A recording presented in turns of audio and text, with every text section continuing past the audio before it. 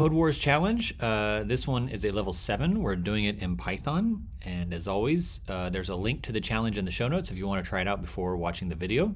As always, please like and subscribe. That helps keep me going and helps keep you informed whenever I have new content out. So with that, let's go ahead and get started.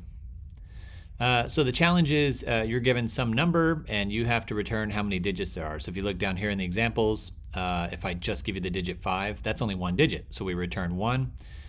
This would have 5 digits in it, and then we've got, of course, 10 digits over here. So in Python, there is a function called string, and if I were to give it some number, that would turn it into a string, and then if I were to get the length of that string, that would be 2.